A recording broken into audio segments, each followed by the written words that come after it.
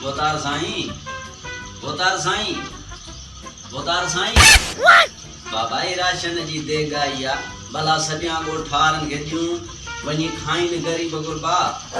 अरे निभागा ही जका केले ते लेबर पे कम करे इन्हे के माली वरी पिणे खाराईंदो साईं ॾियो ग़रीबनि मिसकीननि खे वञी खाइनि कहिड़ो तव्हां पंहिंजे पैसनि सां घुराई आहे ॾिनी त पार्टी वारनि ना न ॾियो ग़रीबनि खे त वञी खाई दुआ कनि।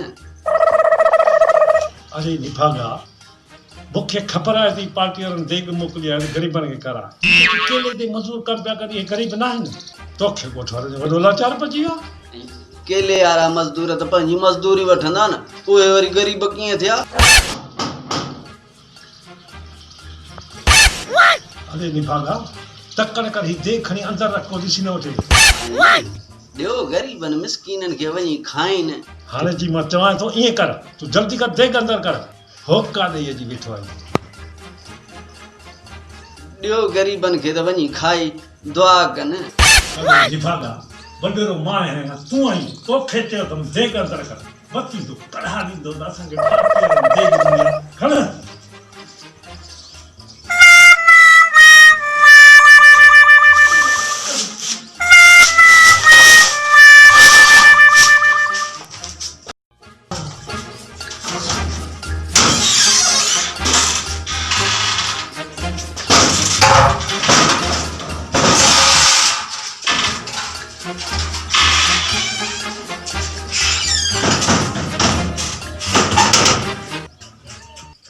अरे चंद्रा में सिंधर पियो खड़के पर ॾिसजां इमदाद वठण वारो हुजे चइजां भोतार कोन्हे को वठी अची टंगे मथां रखी पर साईं तव्हां त आयो इमदाद वारे खे चइजां कोन्हे भोतार। हा हा ठीकु आहे असां केले जूं गुॾूं करायूं या इमदाद करायूं। साईं ॿ माण्हू आया आहिनि पर हू चवंदा असां इमदाद वठण वारा न आहियूं असां भोतार खे ॾियण आया आहियूं। चइजां पोइ हिन खे ॿाहिरि छो पिया हली वठी अचिन। हा हा हा जल्दी वठी अचिन जल्दी वठी अचिन। अचो अचो अचो अस्सलाम वालेकुम। मेरे बाबा हसना हथनाई छा आहे हथनि खे बाबा हीअ किरोना वायरस आहे चए थो त माण्हुनि सां मिलो बि न हथ बि न ॾियो तूं हथ कजी।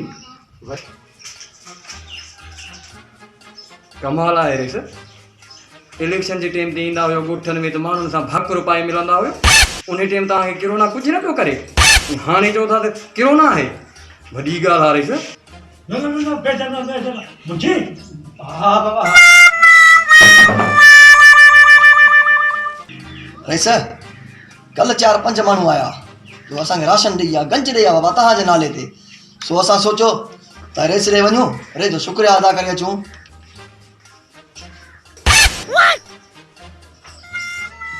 मूंखे त कंहिं ॿुधाई कोन्हे मां को माण्हू ई कोन मोकिलिया हिन भागा चोरी राशन हला विया जे मूंखे ॾसींदा त मां वठी छॾिया न ग़रीबनि खे छो ॾियूं हा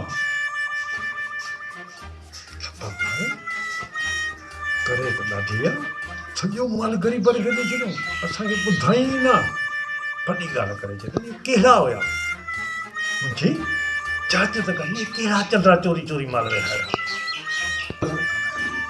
रईस ही साबुण जी चकी वो तव्हांजे लाइ ॾेई आहे ग़रीबनि सां हथ मिलाईंदा हो न वरी हथनि खे धोई छॾियो चङी तरह साफ़ करे तव्हां पंहिंजो साबुण इस्तेमालु कंदा हर तव्हांजा पैसा ख़र्च था थियनि सो इहो ॿ टे रुपया तव्हांजा बचंदा 10,000। रही सर ही मूंहं ते छिको बि चाढ़े छॾिजो ग़रीबनि सां ॻाल्हायो था न इहो तव्हांजो खे वायरस लॻी वेंदो इन जे करे इहो बि मुंहं ते चाढ़े छॾिजो हलिया वाह ॾाढी करे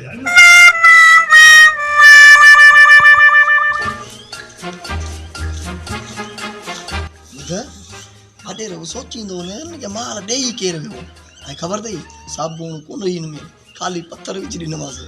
इहो त मां बि सोचां पियो तूं पंहिंजे लाइ साबुण न ई वठंदो ऐं वॾे खे कीअं ॾेई आएं पर ॻाल्हि ॿुध मां वरी कहिड़ो मास्क ॾेई आयोमांसि इहो ॿारनि वारो कच्छो हुयो उहो ॾेई आयोमांसि।